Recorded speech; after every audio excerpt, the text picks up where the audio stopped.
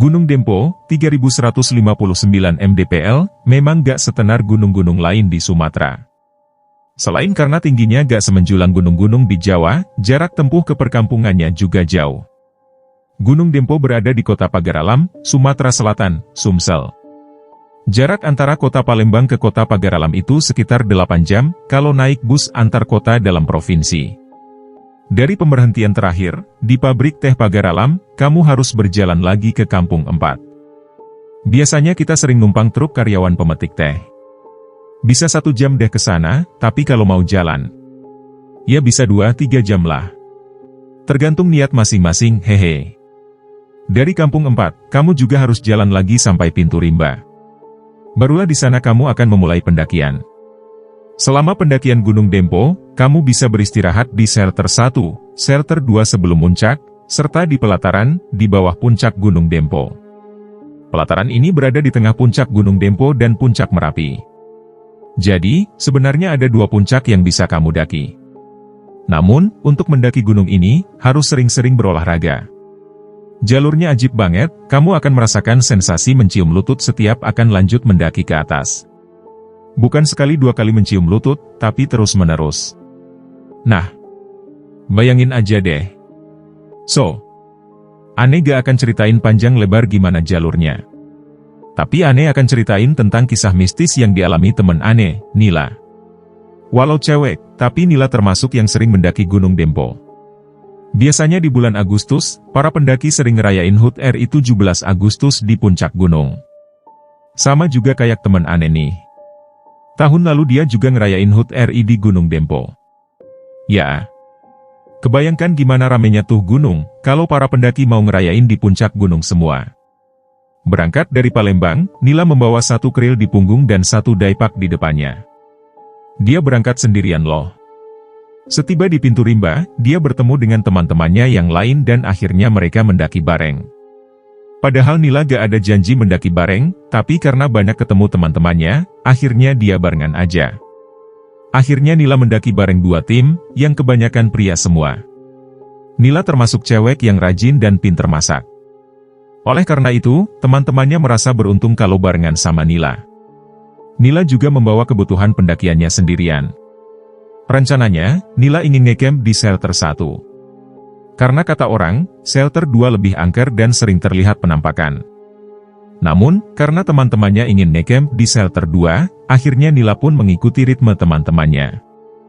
Hujan pun mengguyur perjalanan mereka ke shelter 2. Sesampai di sana, mereka langsung memasang tenda masing-masing. Ada 3 unit tenda yang mereka pasang. Sayangnya, tenda yang dibawa Nila bocor dan tidak layak digunakan. Terpaksa Nila menumpang di tenda Agus dan kawan-kawan. Untuk ukuran tenda 5 orang, terpaksa harus diisi oleh 6 orang. Karena tubuh Agus dan kawan-kawan ini pada gembul-gembul semua, akhirnya mereka pun beristirahat di tenda melebihi posisi susun dan cis. Ada yang tidur, ada yang duduk, ada yang kakinya dilipat.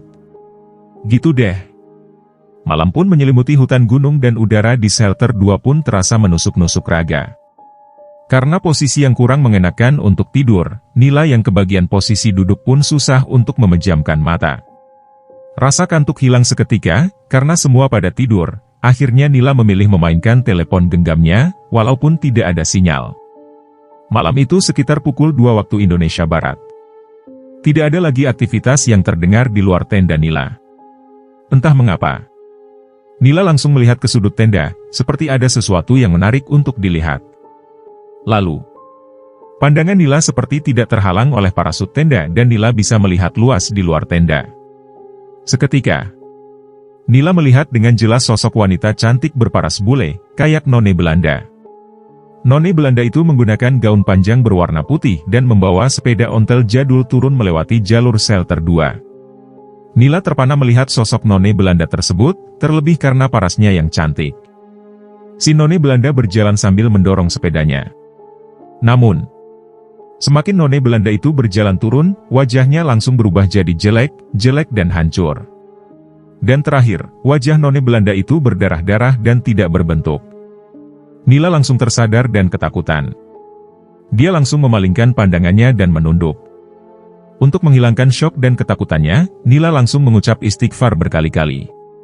Tapi entah mengapa, setelah itu tatapan Nila kembali lagi ke sudut tenda dan kejadian tersebut terulang kembali sebanyak 3 kali. Nila benar-benar merasa ketakutan dan dia memilih berganti posisi dan memejamkan matanya. Cukup sulit bagi Nila untuk tidur terlelap dengan posisi yang gak nyaman dan penampakan yang mengerikan tersebut.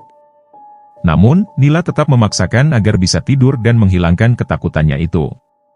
1 jam kemudian, Nila baru tertidur. Paginya, suara aktivitas di luar tenda terdengar jelas dari para pendaki lainnya. Ada beberapa temannya di dalam tenda yang juga sudah bangun. Nila pun terbangun sekitar pukul 8 waktu Indonesia Barat. Dia lalu keluar dan melihat ke samping tendanya, tempat dia melihat sosok none Belanda tersebut. Namun tidak ada jejak apapun atau yang aneh-aneh. Nila tetap melanjutkan pendakiannya sampai ke puncak Dempo dan puncak Merapi. Sumatera Selatan memang terkenal sebagai tempat kekuasaan Kerajaan Sriwijaya.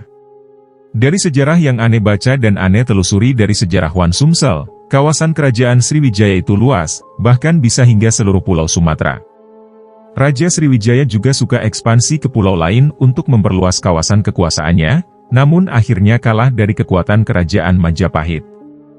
Walaupun hingga kini, belum diketahui pusatnya Kerajaan Sriwijaya, tapi banyak yang meyakini bahwa Kerajaan Sriwijaya itu pusatnya berada di Gunung Dempo.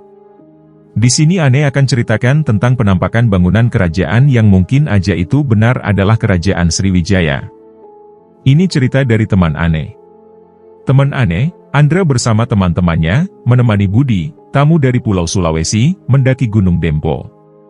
Perjalanan dari Palembang ke Pagar Alam pun mereka nikmati dengan sukacita. Sesampai di Kampung 4 di bawah kaki Gunung Dempo, mereka memulai perjalanan ke Pintu Rimba. Setelah sampai ke Pintu Rimba, disinilah awal mula pendakian. Budi melihat 2 sosok orang yang berdiri di antara pintu rimba. Mereka berpakaian seperti prajurit kerajaan dengan kostum lengkap dan tombak dan perisai di tangannya. 2 prajurit tersebut seakan menjaga wilayah pertama dari kerajaan. Penampakan itu hanya Budi yang melihat, sedangkan teman-teman lainnya tidak melihat. Karena baru pertama kali, Budi beranggapan kalau mungkin itu memang warga sekitar yang bertugas di bawah kaki gunung dan tidak menceritakan ke teman-temannya. Mereka pun akhirnya melanjutkan perjalanan hingga ke puncak Gunung Dempo. Selama perjalanan ke puncak, tidak ada hal yang aneh-aneh yang dialami Budi. Dari puncak Gunung Dempo, mereka lalu melanjutkan turun ke pelataran. Namun, alangkah terkejutnya Budi. Di tengah perjalanan turun ke pelataran, dia melihat bangunan kerajaan yang sangat megah. Lagi-lagi, Budi masih belum sadar bahwa dia sendiri yang melihat penampakan tersebut. Dia masih mengira, mungkin bangunan kuno tersebut adalah peninggalan bangunan bersejarah di kawasan Gunung Dempo. Setelah sampai ke pelataran, dia berjalan dan memasuki kawasan kerajaan tersebut. Budi melihat banyak sekali orang di dalam kerajaan tersebut. Orang-orang yang ada di dalam kerajaan tersebut menggunakan pakaian tempo dulu. Mereka semua berlalu lalang di dekat Budi dan teman-teman dengan santai, seperti melakukan aktivitas seperti biasa, tanpa merasa terusik dengan kehadiran Budi dan kawan-kawan. Bahkan, di sana juga seperti ada pasar warga. Budi masih belum sadar kalau yang dilihatnya itu bukanlah sungguhan. Setelah sampai ke puncak Merapi Dempo, mereka memutuskan segera turun gunung dan pulang ke Palembang. Sewaktu di Palembang, Budi baru menanyakan perihal apa yang dilihatnya. Budi, Endra, di Gunung Dempo ramai juga ya warga yang di sana. Andra, kalau di Kampung 4 emang ramai, di sana kan banyak warga transmigran dari Jawa yang bekerja sebagai pemetik daun teh. Budi, bukan di Kampung 4, tapi pelataran Gunung Dempo. Andra, perasaan waktu kita muncak, cuma ada beberapa pendaki aja yang mendaki. Gak ramai-ramai amat kok. Budi, lah, saya lihat di pelataran, ada kerajaan besar dan orang-orangnya ramai. Baju yang mereka pakai juga kayak orang dulu. Di pintu rimba juga ada 2 penjaga yang berdiri berjaga di depannya. Andra, salah lihat kali kamu. Di sana gak ada aktivitas apa-apa, selain pendaki dan warga yang naik ke sana. Mereka juga gak lama menginap di atas gunung. Budi, terus yang saya lihat kemarin apa coba? Dan semua bingung dengan apa yang dilihat Budi. Kalau Agan Sista pernah main atau mendaki Gunung Dempo, Pagar Alam, pasti legenda buntut sudah menjadi cerita masyarakat yang sering didengar. Namun, kebanyakan dari cerita yang disampaikan dari mulut ke mulut, semuanya sama. Cerita, Buntut, manusia yang abadi di Gunung Dempo. Entah sampai kapan abadinya, hanya Tuhan yang tahu. Yang belum pernah mendengar ceritanya, atau yang penasaran bagaimana kisahnya, Ane akan ceritakan. Lagi-lagi, ini cerita turun-temurun yang disampaikan, bahkan ada yang pernah melihat dan berkomunikasi dengan manusia buntut.